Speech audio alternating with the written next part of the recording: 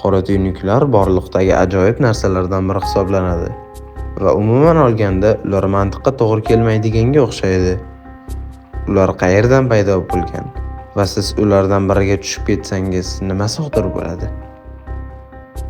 Yulduzlar asosan vodorod atomlaridan tashkil topgan ulkan jismlar bo'lib, ular o'z og'irligi ta'sirida gaz bulutlaridan hosil bo'ladi. Yadroda vodorod atomlari geliyga birlashadi va bu jarayon yadro sintezi deb ataladi. Shu sintez natijasida ulkan miqdorda energiya ajrab chiqadi va ana shu energiya tortishish kuchiga qarshi turadi. Bu muvozanat tufayli yulduzlar barqaror bo'lib turadi. Agar yulduz Quyoshdan kattaroq bo'lsa-chi, u yadrosida temirgacha bo'lgan og'ir elementlarni hosil qiladi, lekin temir hosil bo'lganda energiya ajrab chiqmaydi. Temir yadroning ichida to'planaveradi va ma'lum miqdorga yetganda muvozanat buziladi. Yadro o'z og'irligi ostida qulab tushadi. Shu lahzada portlash sodir bo'ladi. Supernova.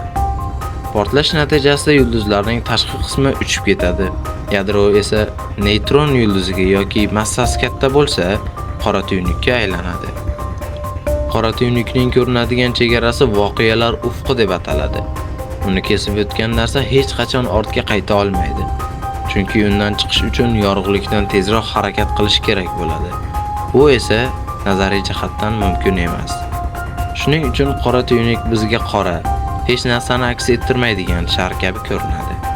Lekin agar qora tuynukning qora qismi voqealar ufqi bo'ladigan bo'lsa, shunda tuynuk qayerda? Singulyarlik. Bu joyda biz bilgan barcha fizika qonunlari ishlamaydi.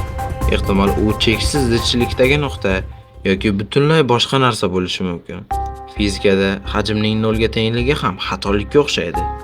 Qora tuynuklar odatda tasvirlangandagi kabi narsalarni o'ziga tortib oladigan changyutgich emas. Agar Quyosh o'rnida shunday massadagi qora tuynuk bo'lsa, Yer o'z o'qida aylanishda davom etadi.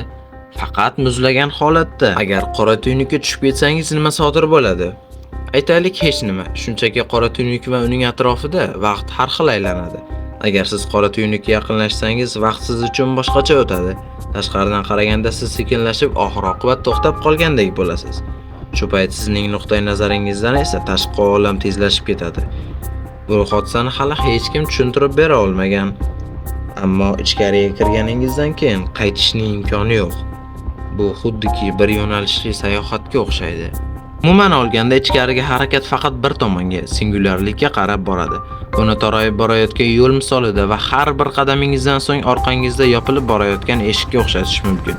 Qora tuynukning tortishish kuchi shunchalik ulkanki, atga bir necha santimetr farq tanangizni millionlab qismga ajratib tashlashi mumkin. Tana cho'zilib, atomlarga parchalanganda plazmaga aylanadi. Bunga spagettifikatsiya deb ataladi. Qanchalik tez o'lishingiz qora tuynukning massasiga bog'liq hisoblanadi. Qora tuynuklar turlicha bo'ladi. Yulduz massasidagi qora tuynuklar Quyoshdan bir necha barobar og'ir, diametri esa asteroidnikidek. Supermassiv qora tuynuklar har bir galaktika markazida joylashgan va milliardlab Quyosh massasiga ega hisoblanadi. Eng katta ma'lum qora tuynuk S50014+81 Quyoshdan 40 milliard marta og'ir. Uning diametri esa 236,7 milliard kilometr, ya'ni Quyoshdan Plutongacha bo'lgan masofaning 47 baravari hisoblanadi. Qora tuynuk qanchalik kuchli? Hatto qora tuynuklar ham abadiy emas. Ular Hawking nurlanishi deb ataluvchi jarayon orqali asta-sekin energiyasini yo'qotadi.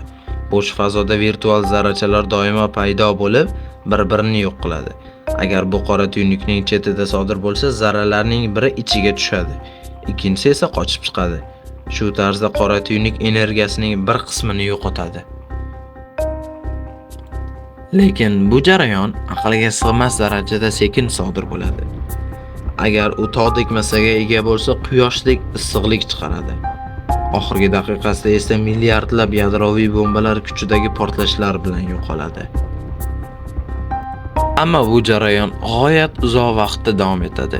Eng katta qora tuynuklar 10+100 yil ichida butunlay bug'lanib ketadi. O'sha paytda koinot allaqachon sovuq va hayotsiz bo'ladi.